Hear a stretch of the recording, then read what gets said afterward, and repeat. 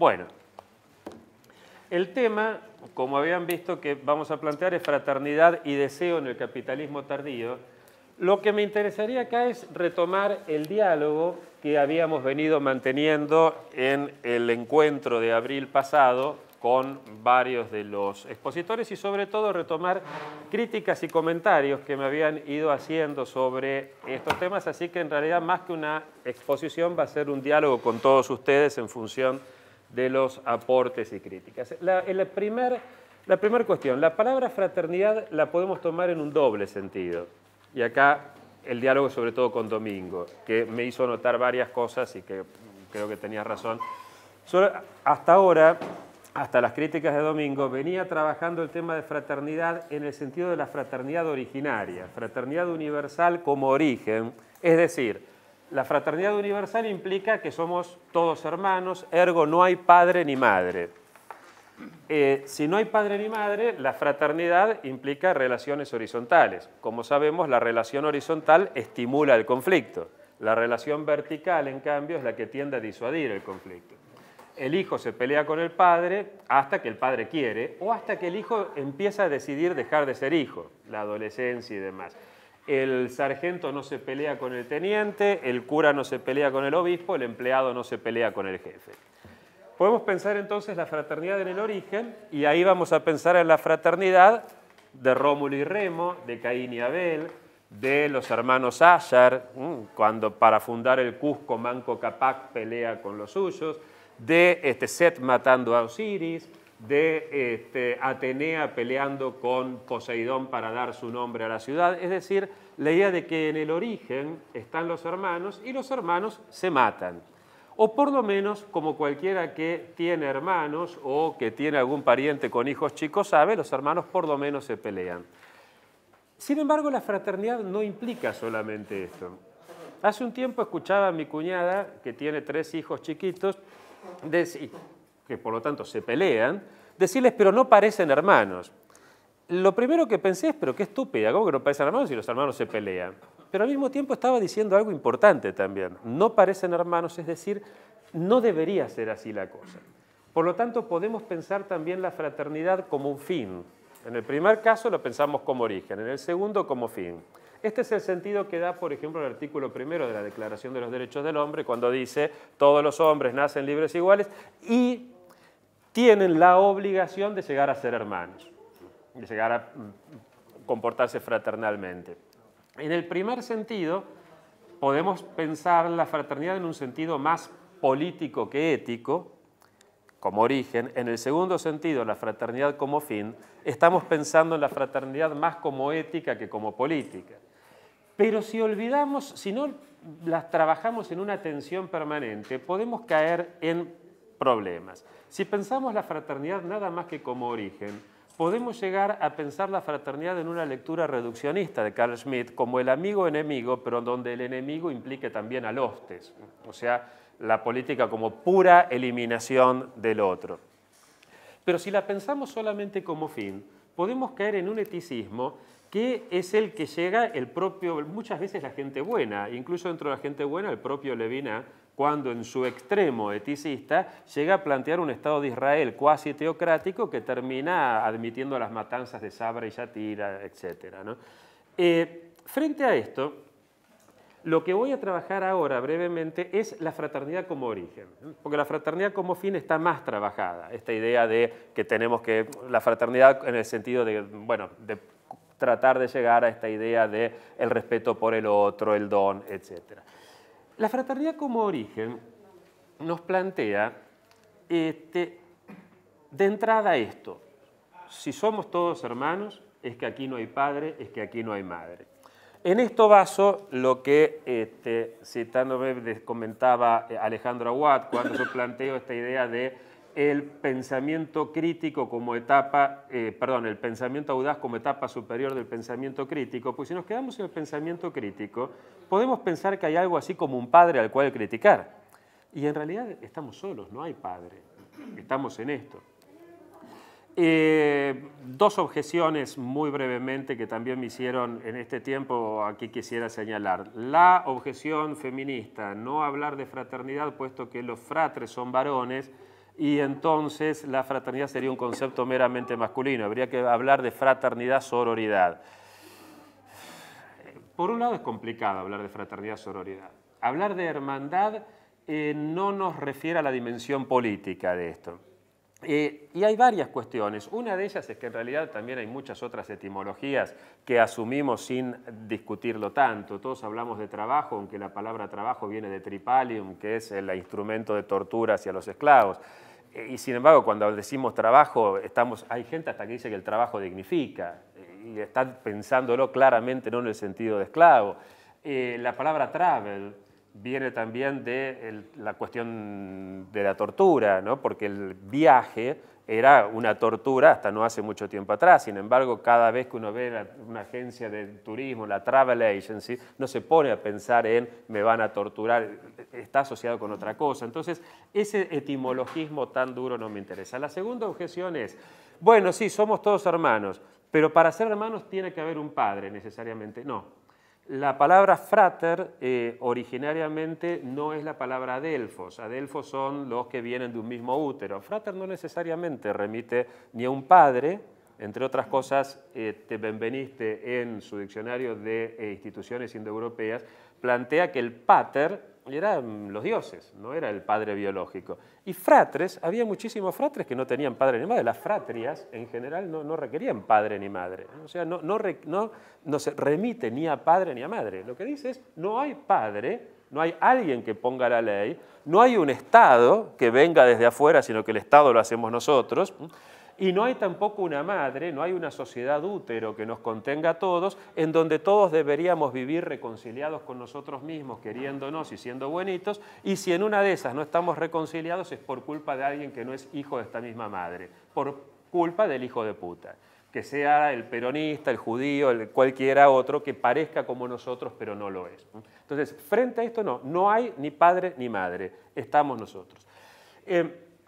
La fraternidad plantea, y esto para hacerlo más fácil, veamos la relación de la fraternidad con la igualdad y con la libertad, pensándolo en función de cuáles serían los vicios propios de cada uno de estos valores, principios, como los querramos llamar.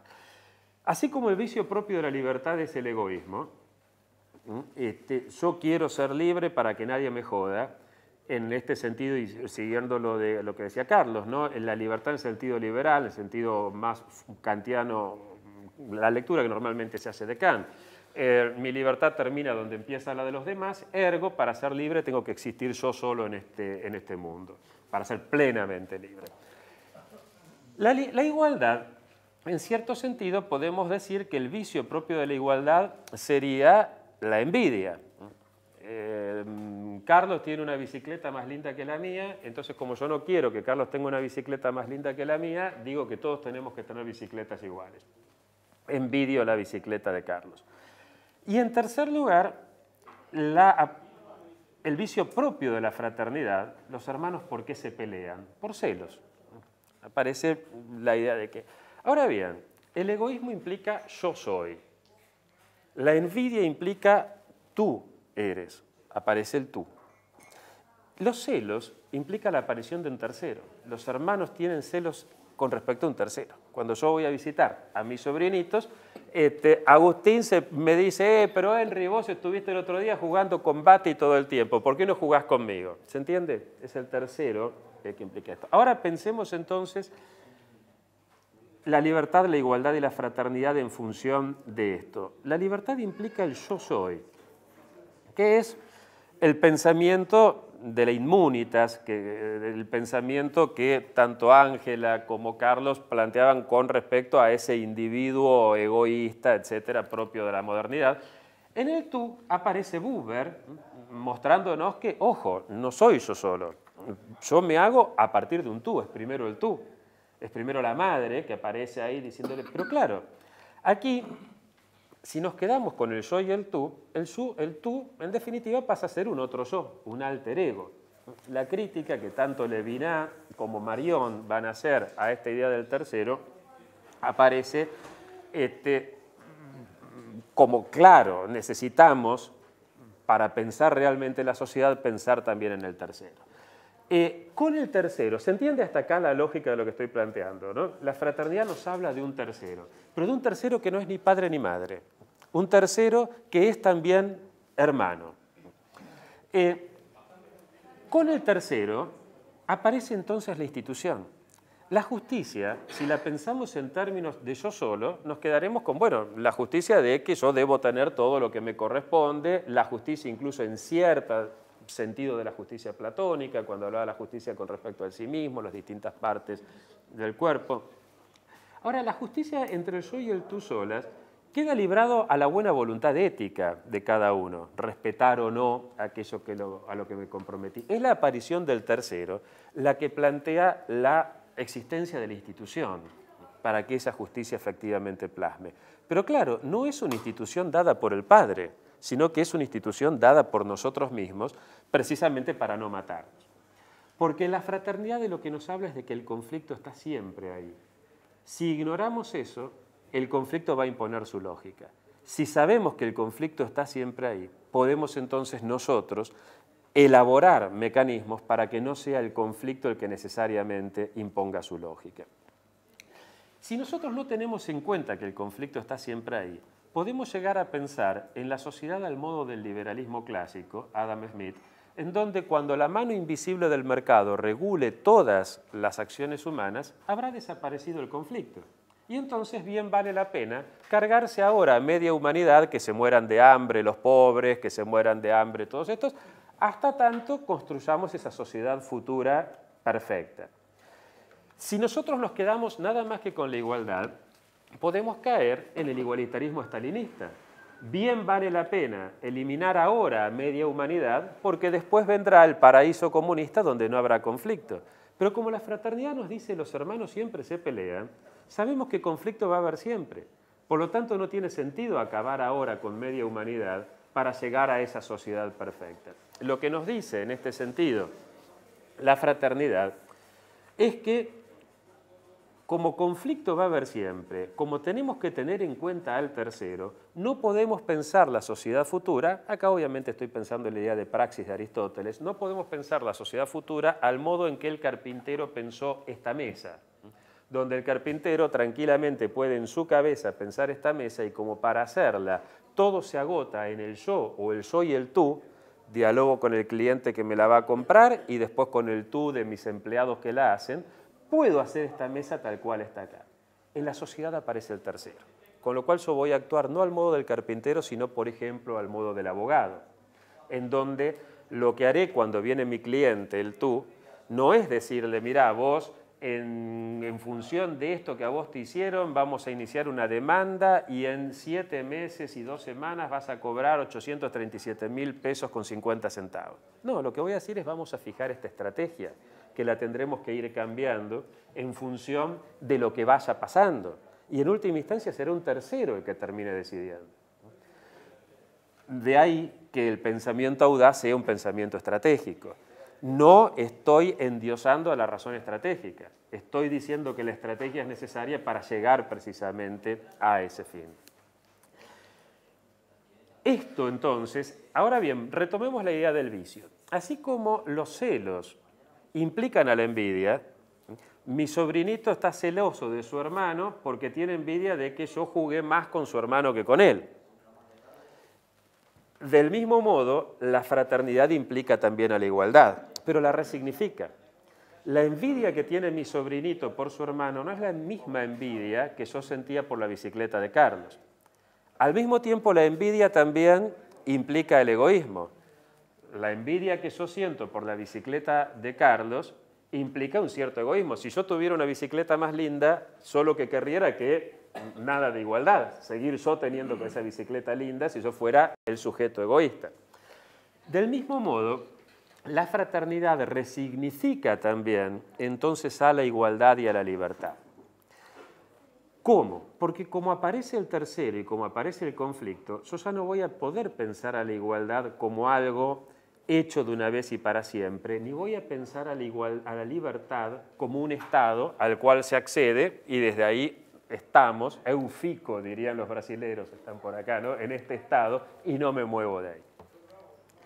La libertad en este sentido va a recuperar, y aquí sí es interesante la etimología, su sentido originario etimológicamente, que esto es muy interesante. La palabra libertas viene del radical sánscrito leud, de donde en castellano viene leudante, levadura, de donde en inglés viene life y viene también love, de donde lo mismo en alemán, ¿no? Leben, live. Es decir, nos habla de amor, nos habla de vida, nos habla de algo dinámico, lo leudante, lo que no está puesto en ese siempre igual. Y además es muy interesante también la palabra freedom en inglés, que viene de la raíz sánscrita free, que free da, por ejemplo, friend, friendship, Freund, amistad. Es decir, aparece la libertad como vinculada al otro.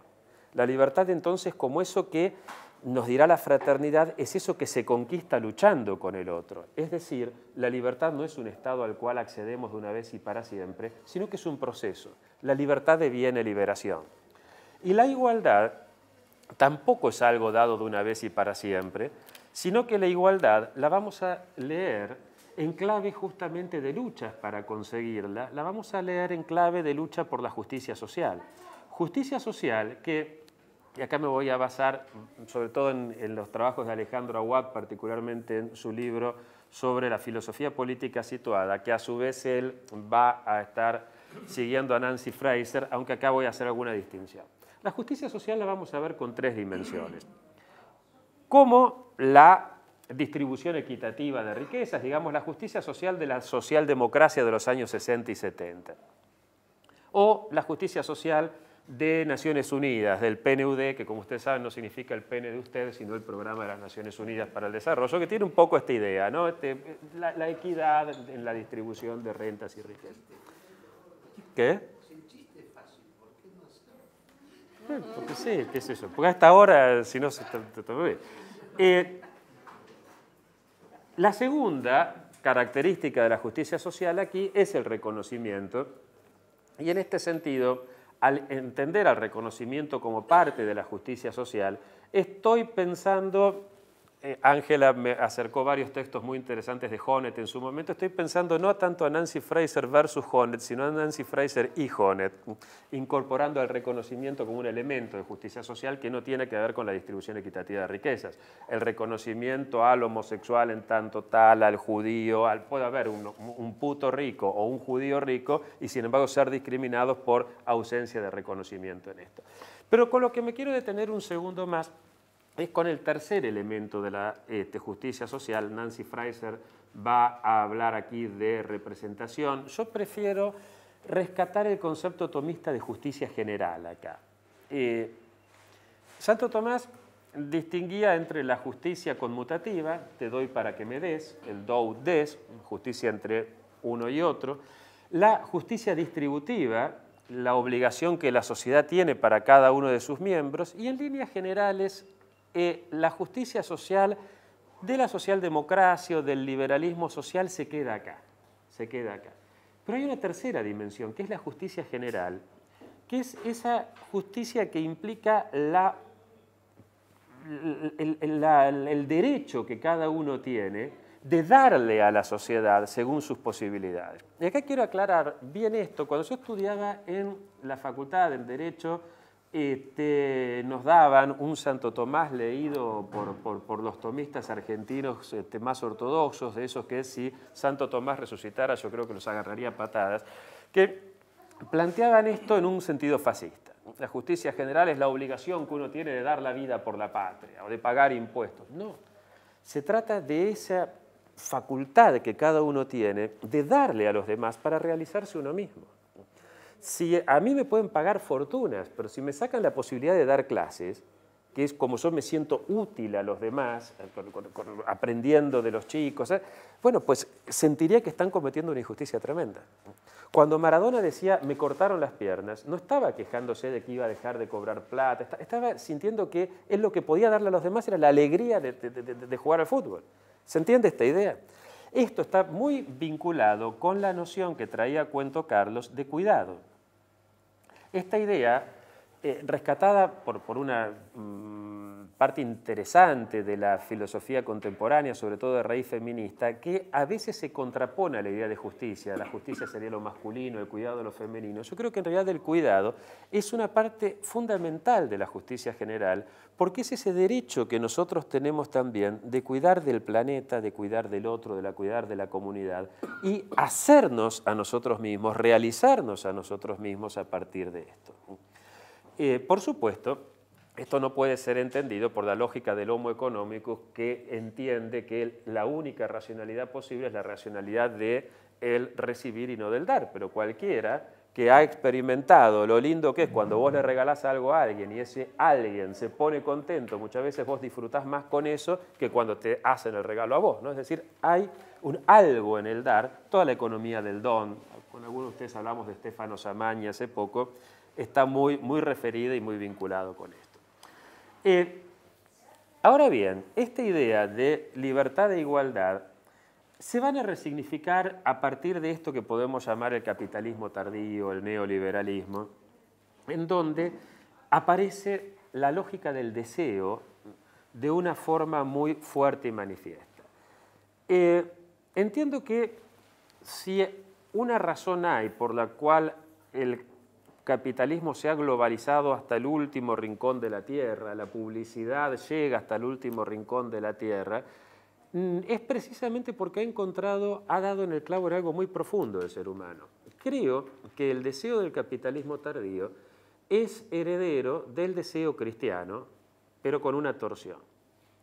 A diferencia del deseo budista, del deseo griego, acá hago una aclaración, estoy pensando deseo no tanto en el sentido psicoanalítico, sino más bien en el deseo, como podría ser una de sus etimologías posibles, deseo que vendría de desiderare, sidere, estrella, y el deseo como el liberarte de las estrellas, como decir el camino no está trazado por las estrellas. En este sentido, el deseo cristiano es un deseo de absoluto. Santa Teresa de Jesús, solo Dios basta. Si no lo tengo a Dios, nada me alcanza. San Juan de la Cruz, o sea, este deseo de totalidad. Es un deseo que no se conforma con nada. Aquí está una de las claves. O sea, para el deseo cristiano no hay hibris posible, porque llegamos a aquello de San Juan de la Cruz, ¿no? Mirar cara a cara a Dios y decirle a Dios, yo quiero verme a ti reflejado, verme a mí reflejado en ti, que Dios mirándome a mí me diga, yo me veo a mí reflejado en ti. Acá no hay hibris posible, o sea, porque es un deseo que va más allá de todo. En el caso del capitalismo tardío, lo que nos propone es más o menos lo mismo. Quiero consumirlo todo, quiero tenerlo todo. Es un deseo que, y acá me voy a basar sobre todo en el Levinas de totalidad de infinito, cuando distingue entre el infinito bueno y el infinito malo, ¿qué pasa? El capitalista también lo desea todo, pero una vez que lo produce todo y que lo consume todo, solo quedará él para ser consumido. Es un deseo autofágico en última instancia. Por eso el deseo capitalista de nada vale que le pongamos la película de Al Gore diciendo, mirá qué peligro que tenemos con el tema del medio ambiente, hay que dejar de producir. No importa, porque es un deseo de infinito. Claro que no de lo que Levinas llamaría el infinito bueno, a su vez Levinas, siguiendo a Hegel, no llamaría el infinito bueno, sino que es otro infinito. Pero para ir cerrando, entonces me queda un minuto, me está haciendo señas acá Pepe, para ir cerrando con esto, ¿cómo entonces trabajar esta cuestión? Podemos pensar que la publicidad está creando falsas necesidades, pero en realidad no. La publicidad está dándonos en el clavo de la necesidad más honda del ser humano, que es precisamente este deseo de totalidad, incluso de totalidad imposible. De ese deseo cristiano que era al mismo tiempo pertenecer a un grupo, pero al mismo tiempo ser único y exclusivo. Ser parte de una iglesia, de la comunión de los santos, pero ser único para Dios. Es la publicidad de un shampoo que estos días estamos viendo en Argentina, donde aparece una modelo muy linda con el pelo trabajado con computadora, obviamente, donde dice, para ser única como ella, usa este shampoo. Y después la placa que dice 8 de cada 10 mujeres lo usan. ¿Vos todavía no? ¿Sos única o tenés esto? Yo quería dar un curso sobre esto en Colombia, que estaba buscando una publicidad, salió una de BlackBerry, excelente. sé parte de los millones de la comunidad BlackBerry, mientras aparecían imágenes de chicos que hablaban, ¿no? Somos millones en el mundo que esto. Terminaba y una placa que decía Be Original, Be BlackBerry. Este deseo imposible, que es propio del ser humano, ser parte y ser único, deseo de todo, es lo que el capitalismo ha entendido, el capitalismo tardío ha entendido perfectamente. ¿Cómo salir de esto? Para cerrarlo pasando títulos y no desarrollando la idea, aunque en todo esto habrán visto que hay muchos de los aportes que ustedes me han ido haciendo, aunque no los he citado por falta de tiempo. Decíamos, hablamos de fraternidad universal, es decir, estamos hablando de vínculos horizontales, por lo tanto el conflicto está ahí presente.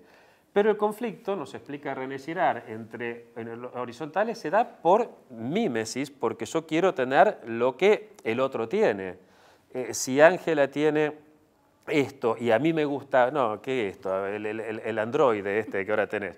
Entonces yo quiero tener el androide porque Ángela tiene el androide y por deseo imitativo voy a querer tener esto. Cuando se trata de un objeto. El conflicto, entonces, aparecerá, el conflicto por el deseo mimético aparece cuando se trata de un objeto. Pero entonces de lo que se trata es de transformar el objeto en objetivo, de luchar juntos por ese objetivo que está más allá. Es decir, volver a recuperar la idea de deseo, volver a recuperar la idea de que nuestra vida no está escrita, sino que podemos escribirla nosotros, pero no se puede escribir individualmente. Es una construcción colectiva, es una construcción que no sabemos, obviamente, cuál va a ser. De ahí mi insistencia con un pensamiento audaz, pero que tenemos que hacerla. Porque de lo contrario el capitalismo, y con esto cierro, nos está llevando a la ignorancia de la libertad y la igualdad por ignorancia de la fraternidad. Cuando el chico de la villa no tiene capacidad de desear, porque cree que haga lo que haga no puede salir de ahí. Cuando el chico de clase media, ya cierro, no te preocupes, cuando el chico de clase media cuando el goce ha ocluido el deseo también en el chico de clase media o alta, cuando muchos de nosotros, nuestra generación, éramos chicos, queríamos tener la pelota de fútbol de cuero número 5, era en aquel entonces la de los profesionales, y había que hacer un esfuerzo enorme para tenerla. Desde que vos la querías hasta que la tenías, había ese camino entre liberándote de las estrellas para tenerla. O las chicas con su muñeca, lo que sea. Van a decir que estoy hablando de educación sexista si hablo del chico de la pelota, la chica de la muñeca, pero era así, perdón. Entonces, hoy en cambio, el chico que cumple un año, y esto me pasó cuando estaba hace un tiempo reflexionando sobre esto, pleno mundial de Sudáfrica, un sobrinito mío cumplía un año y le regalan 2 jabulanis, la pelota oficial del mundial. Ese chico, sea de la clase social que sea, recibe la cosa antes de desearla, por lo tanto no tiene posibilidad de trabajar su propio deseo. Pero cuando la realidad le impide alcanzar lo que él quiere, antes incluso de desearlo, lo que va a hacer es refugiarse en lo que él sabe, que es el goce inmediato. Sea ese goce el Paco, la merca indiscriminada, el trabajo, internet, el grupo de rock o lo que sea. Es decir, la adicción acaba con esa posibilidad de desear y de construir su existencia. Porque no es una construcción de existencia como puede plantear cierta lógica de autoayuda, sino que necesariamente es una construcción colectiva. Entonces, lo que la fraternidad aquí nos plantea es política o destino. O planteamos que no hay un padre y que por lo tanto nosotros tenemos que encargarnos de hacer esa institucionalidad, que no hay una madre útero que nos contiene a todos, sino que nosotros tenemos que construirla, dándonos instituciones, generando las posibilidades y los espacios de convivencia, pero sabiendo que el conflicto siempre va a estar ahí. O de lo contrario, ni la libertad ni la igualdad van a ser de ninguna manera posibles, salvo la libertad y la igualdad que pensó el liberalismo al estilo de Locke, que al mismo tiempo podía legitimar la esclavitud y la conquista de América, porque se trataba de entender a un hombre que no era fraterno, sino que era propietario de su cuerpo, de su alma y de su vida. Bueno, con esto cerré entonces. Estuve en tiempo.